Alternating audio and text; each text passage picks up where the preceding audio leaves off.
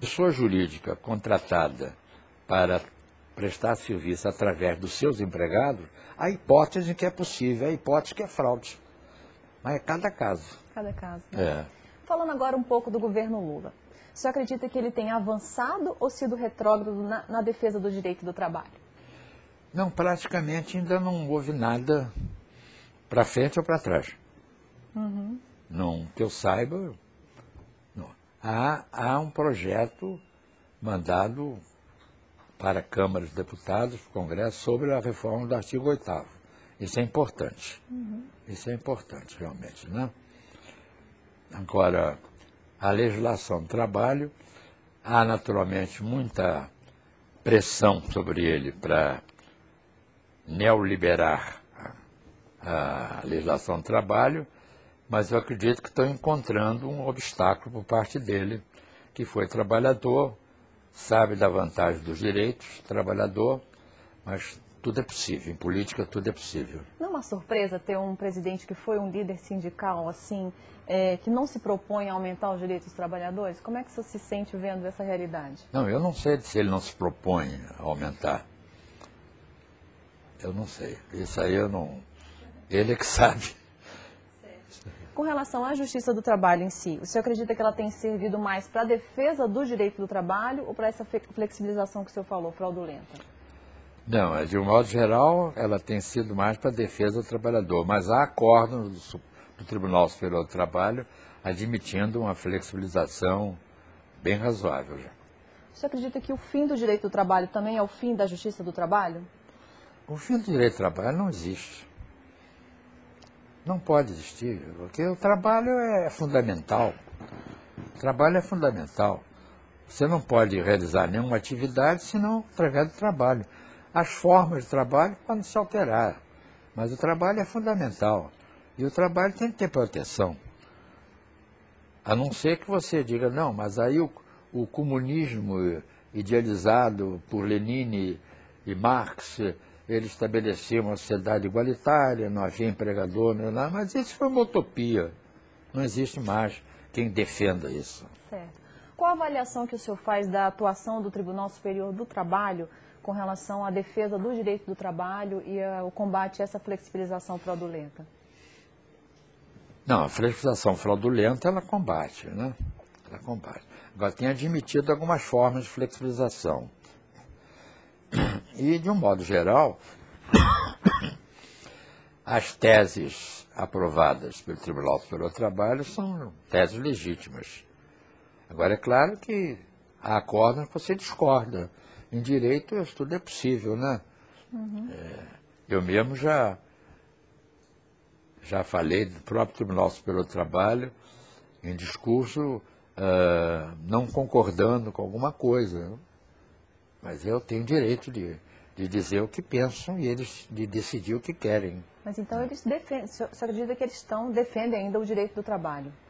Porque não entendi. Eles ainda trabalham em defesa do direito do trabalho, da não extinção. Não há possibilidade de extinguir o direito do trabalho, não. O que o senhor imagina dessa tão comentada e popular reforma trabalhista? A reforma trabalhista depende de quem a propõe, né? Os neoliberais querem o mínimo de regulamentação do trabalhador e invocam o exemplo dos Estados Unidos. Nos Estados Unidos, realmente, só há 3 leis trabalhistas federais. Salário mínimo, duração do trabalho e segurança industrial. Então, o vazio legislativo é preenchido por contratos coletivos entre sindicato e empresas. Mas os sindicatos lá são fortes. Os Estados Unidos é plenamente desenvolvido em todos os lugares, de maneira que os sindicatos obtêm nos contratos coletivos muitos direitos, até direitos de fixação do empregado, só poder ser despedido em determinadas situações, isso tudo existe. Quando se fala dos Estados Unidos aqui, não contam a história inteira. Dizem, não, nos Estados Unidos o legislador só legisla sobre 3 coisas, o mais tudo é livre. É livre, mas preenche o vazio legislativo. Quando diz, lá o contrato coletivo disciplina relações entre empregado e empregador, disciplina, mas disciplina porque é um vazio legislativo. Não é o caso do Brasil, como não é o caso da Argentina, como não é o caso do México, como não é o caso da Itália, da Alemanha, da Espanha, de Portugal, de tudo mais. Toda a Europa Ocidental, a legislação do trabalho ainda está num nível alto. Muito mais do que aqui. Muito mais do que aqui. Falando um pouco agora da ANAMATA, que o senhor conhece muito bem, o que o senhor acha que tem sido o papel dessa entidade associativa representante do juiz do trabalho no Brasil na defesa do direito do trabalho? Muito grande e boa. Sobretudo agora, não agora, ela tradicionalmente a ANAMATA sempre teve uma atuação boa, e inclusive as AMATRAs, que são estaduais, né, também colaboram nesse sentido e, de um modo geral, se unem dentro de uma orientação que é salutar para a defesa do direito do trabalho. E o senhor tem alguma sugestão, alguma crítica aos juízes do trabalho organizados nessa entidade? Alguma sugestão? Não. Os juízes do trabalho não tem sindicato.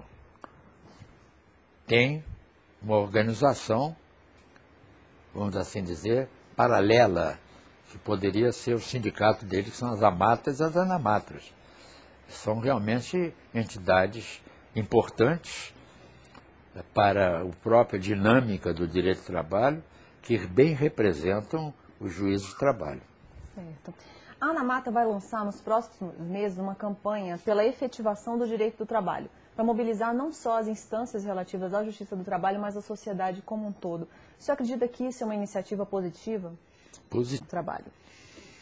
Praticamente nas minhas respostas eu já deixei explícito isso, né? A justiça do trabalho, no meu entender, está consagrada como uma das justiças mais importantes do Brasil, né? Ela deveria receber muito menos processo, né, se o trabalhador tivesse integrado na empresa e só pudesse ser despedido com motivação. Infelizmente, isso não ocorre, e por que não ocorre é que ela recebe 2 milhões de processos por ano. Agora vai receber mais, porque a emenda 45 ampliou bastante a competência da Justiça do Trabalho. É necessário, no meu entender, uma reforma do processo trabalhista, no sentido de reduzir os recursos, de dar maior autonomia aos juízes de primeiro grau, que conhecem e sentem o próprio processo, e sentem a dinâmica do conflito, vamos assim dizer, e com isso evitar que o Tribunal Superior do Trabalho, por exemplo, receba mais de 200 mil processos por ano, só podendo julgar, num esforço hercúleo, 100 e poucos, 110, 112 mil. De maneira que sobram 100 mil cada ano. Ela recebe mais de 200, recebeu nos 2 últimos anos mais de 200 mil, e só pôde julgar mais de 100. E, a meu ver, passou a julgar mal alguns casos. Porque com a necessidade de julgar mais de 100 mil processos, ou chegar a 200, é impossível, por ano, os agravos de instrumento, por exemplo, são julgados de uma maneira, a meu ver, criticável. Como é que são julgados? Não se dá a palavra ao relator para ele julgar cada caso. Dá-se a palavra ao relator para dizer, tem a palavra o ministro tal para julgar os seus agravos de instrumento. Aí ele diz, senhor presidente, aí número tal, nego provimento de tratar de matéria de fato de prova. Unanimemente negado provimento. Aí ele diz, tem 2 ou 3 casos que eu separei, que eu tenho dúvida. Aí esses são julgados e discutidos.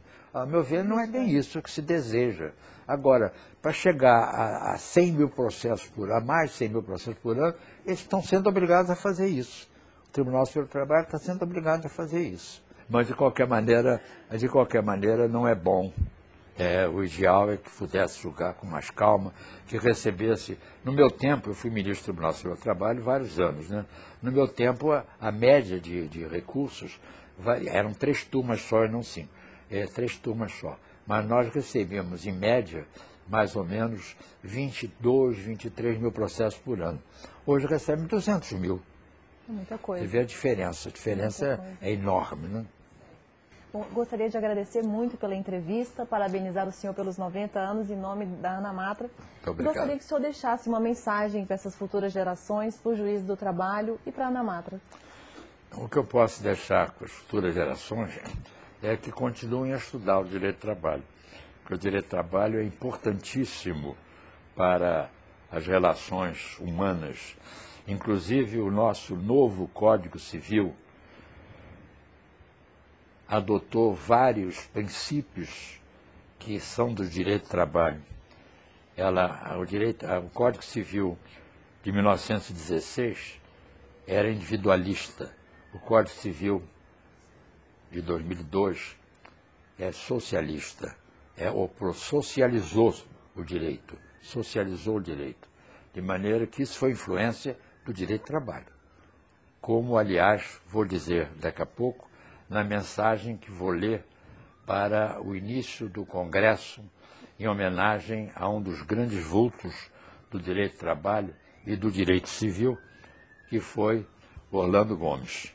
Orlando Gomes, baiano, catedrático de direito civil, e que teve a ousadia de ir no concurso de direito civil para a Cátedra da Bahia, a renomada Faculdade de Direito da Bahia, apresentar a tese sobre convenção coletiva de trabalho, como contrato, onde ele estabeleceu que era um contrato, embora ato-regra, com efeitos normativos e erga omnes, mas que era um contrato. E, portanto, a tese dele foi aí. E sempre defendeu que o direito civil adotasse certos princípios de socialização do direito, que já estavam no direito do trabalho. Muito obrigada pela entrevista.